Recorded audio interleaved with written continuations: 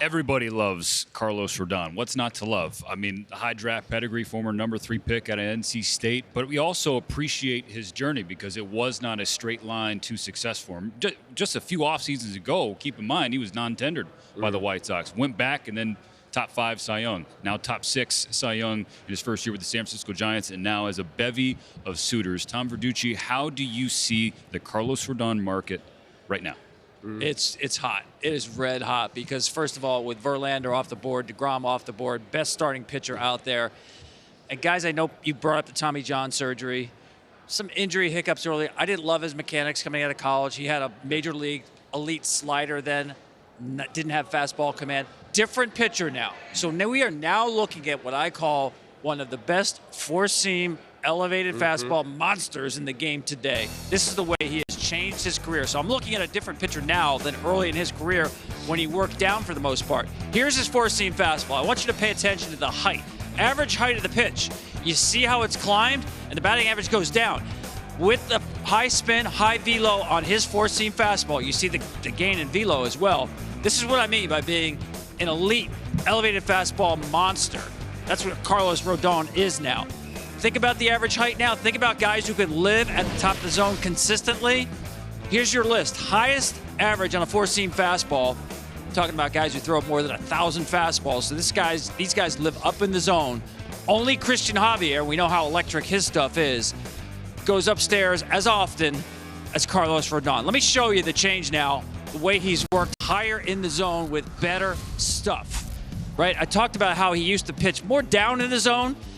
Here's he's pitching to Willy Adames here, where he's going to maybe not go upstairs on purpose, but there's not a lot behind that four-seamer, right? It's 91. It's below average fastball. That pitch is going to get hit.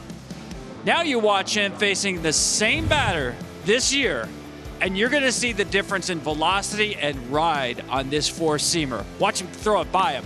Wow. When you see a swing like that, what are you going to do the next pitch, Al? You're going to throw the same thing. Good night. Yeah, bring it on. This is a guy now, I think he can throw that four-seamer by anybody. Here's the mechanical changes here. He used to be a short strider guy, a little cross-fire in his delivery. He sits on his back leg a lot more. That's how you develop power, folks. He almost looked like a two-seam guy on your left there. You see how short the stride is?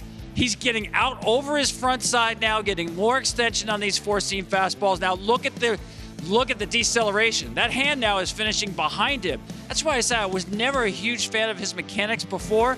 Give this guy credit. We look a lot at velocity and say, man, this guy's added velo to his fastball. Give him credit. He's reworked his body coming back from Tommy John surgery, reworked his mechanics. He is so efficient now, Al. He's stronger, first of all, but being able to now utilize the extra strength he has with better mechanics, I'm looking at this guy now as a different pitcher than he was early in his career. I'm betting on him for the next 5, 6, 7 years. Why not? Yeah, and he does it with 2 pitches. We sit here, we talk as pitchers who look at this and dissect it. The illustration was excellent because there's kind of a fine line with.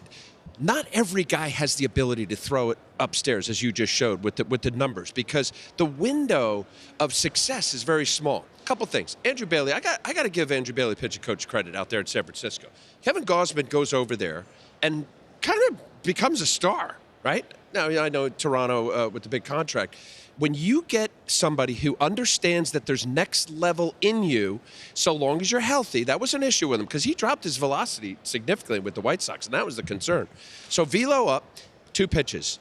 And a lot of it reminds me of Robbie Ray. It's like coming at you. Hitters know, all right, boys, we got a guy's proud of his heater, and as he should be, as you just illustrated. To go into it a little further, you have a guy that I agree with you out of NC State. I didn't love the delivery. It's real armsy. Didn't really utilize the lower half. Here's a guy that has figured out, look, I'm more than that. Yes, I have 2 pitches, but I'm going to be real aggressive at it. So go to my little tape. We're going to do a little dueling banjos, Mr. Verducci. Bring it on. But listen, man, all of this is like he has now arrived. 31 starts, didn't miss. You got 30-plus games, first time in his career. Hello. Love the attitude. I mentioned Robbie Ray. I like guys with hair on their fire, the Max Scherzer thing. Come on. Look at the 237 strikeouts, 178 innings. Folks, that is really good if you can do it a strikeout an inning. So strikeout, swing and miss stuff. Hello, playoff teams. That's what you're going to need postseason. And just what Tom just accentuated. I can't say it enough. I know there's a lot of analytics guys back watching and seeing that you throw four-seam upstairs. It's not always easy to trust it and get guys to get these kind of swing. Major league hitters, quality hitters that swing at most of these are balls. That's a ball. You get that window of letter high, slightly below letter high, but not belt high. Look at there, as Tom said, 61.2% is his percentage. And then this is it. When you get two eye levels, right? You got the high fastball, trusting he's obviously healthy. He's throwing 95, averaging 95 miles an hour and up to 97, 98. And then he's got this slider. You got a slider in the zone and a slider out of the zone. I just want to show a couple of bats. All right, so first pitch for high fastball comes into count, 1-0 count. Now he's 1-1. Good slider. I told you, strike slider, middle of the plate, and then slider down the way to the lefty, and then some high cheese. Good call there. Maybe it was borderline or not, but 98 piece. All right. Fastball, foul. He's late. Okay, what do I do here? Do I go with another fastball? Oh, missed that one there. Is it Sean Murphy? Yeah. Slider in the dirt. Had the ability to change eye levels. And now that 96, that one actually, if you look at it, if that was a 1-0-2 or 2-1 count, that might have been a little bit more hittable. Love the confidence. It's well-deserved. I don't know how many years he's going to get, but whoever gets him, you have a strong, stalwart guy that believes in what he's doing, and the numbers represent. Stay healthy. Boy, somebody's going to get a really good front-end pitcher. And with all the conversations about him and his injury history, given what we just saw in those two tapes, Tom showing his evolution, maybe the adjustments that he has made mechanically sets him up better to be healthy. Of course, we can never predict in life, let alone baseball, what's going to happen with the human's body. Yes. But I think that would be my counter. Everyone's like, well, look at what happened to his body in the past. Well, he's a different pitcher now. Man, I had my first shoulder surgery at 23 and 25. How long did you pitch, Joe? I pitched 13 more years. Exactly. I'm just saying. Well, I love your Robbie Ray comp, and that's the kind of money and contract we're talking about. He probably does a little bit better than that. Because I agree with you, Stephen, that you're looking at now, I think, a sustainable approach that he has. Yeah. The mechanics, the stuff, it's going to play. So I wouldn't look back at the 18-19 Rodon. I'm looking at the 22 Rodon. And let me just throw this in, Nelly, and I'm not sure about how you feel about it. I'm big on that, only because my command, I sprayed a lot of balls, but I'm a big believer that not every night you're going to have the high fastball slider. He threw last year 2% changeups. You know, that's you just don't even consider it. Opposing hitting coach is like, just fastball, high fastball slider. You know, make him get the fastball down, right?